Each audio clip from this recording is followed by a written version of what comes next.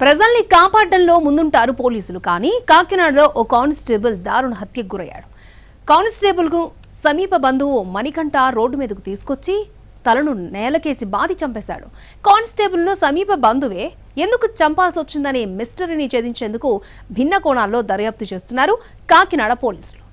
Constable Nageswararao మర్డర్తో Kakinada వాసులే కాదు పోలీసులు సైతం ఉలిక్కిపడ్డారు. ఏపీఎస్పీలో కానిస్టేబుల్గా పనిచేస్తున్న నాగేశ్వరరావు సొంతూరు గంగవరం మండలం నెల్లిమర్ల. కాకినాడలో నివాసముంటున్న కానిస్టేబుల్ నాగేశ్వరరావు సిటీలోని అతని సోదరుడు నివాసముంటున్న గాంధీనగర్కు ఆదివారం వెళ్లాడు. కాసేపటికి సోదరుడు బావమర్దితో కలిసి మద్యం సేవించడానికి బయటకు వెళ్లారు. ఇద్దరూ ఫుల్గా మందు తాగారు.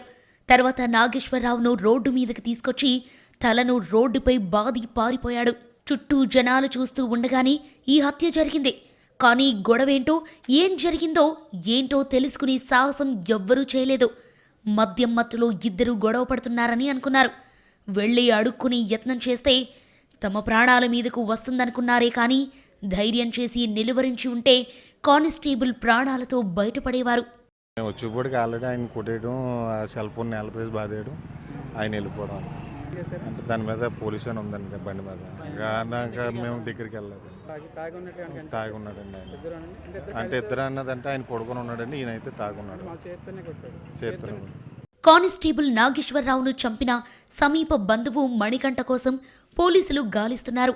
మద్యం మత్తులో నాగేశ్వరరావును చంపాడా, లేకపోతే ఉద్దేశపూర్వకంగా చంపాడా, ఇతరాత్ర కారణాలేమన్నా ఉన్నాయా అనే కోణాల్లో విచారణ చేస్తున్నారు. దగ్గర బంధువే చంపేయడంతో హత్యకు గల కారణాలేంటనే దానిపై నాగేశ్వరరావు కుటుంబ సభ్యులను ప్రశ్నిస్తున్నారు. మణికంఠ నాగేశ్వరరావు మధ్య వ్యక్తిగత విభేదాలున్నాయా అని ఆరా తీస్తున్నారు. ఆర్థిక లావాదేవీలకు సంబంధించిన వివాదాలు ఏమన్నా ఉన్నాయా అనే కోణంలోనూ విచారణ జరుగుతోంది.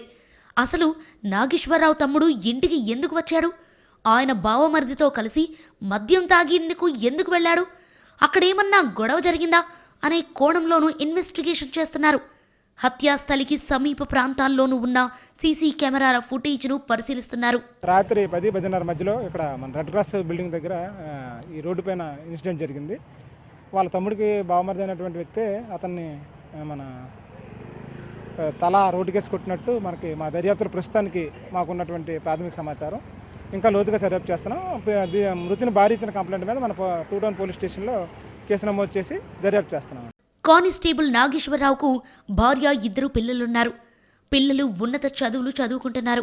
నాగేశ్వరరావు ఉద్యోగ విధులు సరిగ్గా నిర్వర్తించడనే రిమార్క్ ఉంది. ఇప్పటి వరకు పలుమార్లు అతనిపై క్రమశిక్షణ చర్యలు తీసుకున్నారు. అయితే నాగేశ్వరరావును తమ్ముడి బావమరిది చంపడం మిస్టరీగా మారింది.